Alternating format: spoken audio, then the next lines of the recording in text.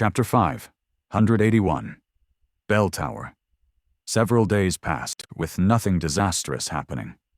Sonny and Cassie spent them inside the small room, eating the food Wealth or one of the echoes brought them, and restoring their strength. Even though they were constantly watched, both remained calm and somewhat relaxed. Outside, things weren't as peaceful. Of course, Mordred had not killed again. Doing so would have only compromised his efforts to frame Sonny for the murders. However, the air was so full of tension that one could almost cut it with a knife. With every day of nothing happening, the already frayed nerves of the lost drew tauter and tauter. Fear, unease, and anxious anticipation built and built, mixing under the pressure of uncertainty into dark, viscous, and volatile dread. Sometimes, doing nothing produced the best result.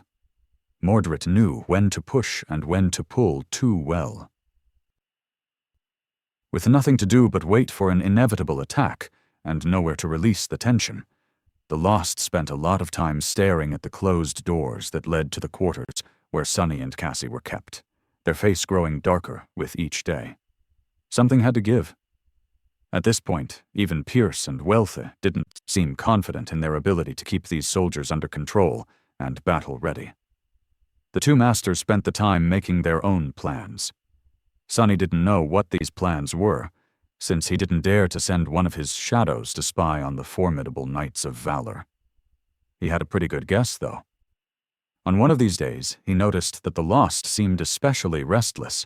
Pierce and Welta were behaving a bit strangely as well. Sonny frowned, then walked to the door, picked up a tray of food that had been delivered by an echo a few hours earlier, then brought it over and handed one of the bowls to Cassie. "Eat well today." The blind girl gave him a short nod. To an outsider, this exchange would not have looked like anything, but the two of them knew each other very well. No matter how complicated this relationship was, Sonny had let Cassie know everything he needed to convey, and she had signaled that his message was received. Not saying anything else, they concentrated on the food. Although the Night Temple was sealed and cut off from the outside world, it seemed as though the temperature inside had dropped by a lot in the last few days. The cathedral was chilly before, but now the cold felt intrusive and ever-present. Beyond the black walls of the citadel, November was in full swing. It was at least 1 week past the date when Sonny and Cassie were supposed to rendezvous with the rest of the cohort on the shipwreck island, in case Valor denied them access to their gateway. Sonny wondered how Effie and Kai were doing right now. Were they worried or waiting patiently, not knowing that everything had gone horribly wrong? There was no way to know. He sighed and looked at Cassie. The blind girl was sitting silently, staring into nothingness. They were close enough for him to see the reflection of his pale face in her beautiful blue eyes. Sonny smirked. Huh, not bad. He had looked terrible after crawling out of the iron cage, but by now his appearance was more or less back to normal. He felt much better, too. Whatever fate had in store for him, he was ready. A few hours later, the door of their small room opened, and Welta appeared outside. The master looked at them somberly and said in an even voice, "Lady Kasia, awakened sunless. The situation has changed a bit. It is not safe for the two of you to remain here anymore. Come, we have to move you to a different location." Sonny stared at her for a few moments, then asked cautiously, Is everything all right?" She lingered, then answered succinctly, "It will be." Wow, not ominous at all. Without much choice, Sonny and Cassie stood up and followed the red-haired master. They were led into the main hall of the fortified encampment, and through it, feeling the Lost follow them with dark gazes. At some point, several echoes appeared to their right and left, as if to protect them should anything happen. Or to prevent them from escaping, depending on how one was inclined to look at it. The small procession left the stronghold of the Valor forces and entered the corridors of the inner sanctum. They walked through the maze of them and entered a spiral staircase. Sonny looked around tentatively, then asked, "Where are we going?" Wealth gestured down. "The bell tower." She didn't add anything else, As if her answer had explained everything, Sunny scowled, but didn't press the issue. What was the point? The staircase was long and winding, circling the entire tower many times. With each revolution, the spiral became narrower. From time to time, they saw closed doors to their left, but never to their right. Finally, after a while, they reached the end of the stairs and waited as Welta opened a heavy gate blocking the path forward.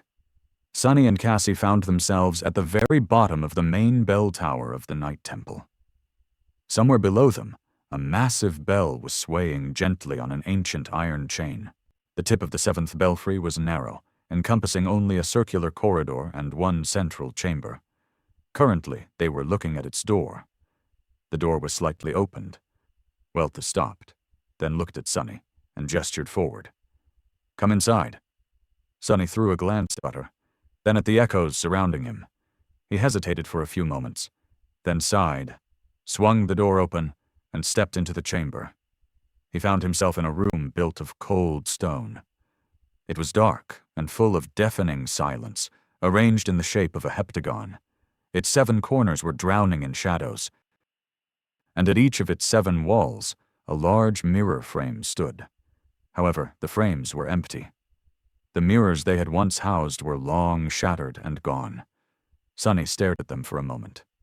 Well, at least it's now clear where those thousands of mirror shards came from. That discrepancy had been tormenting him for a while.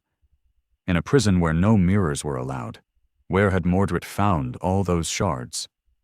Where had the piles of broken mirrors that Cassie saw in her vision appeared from?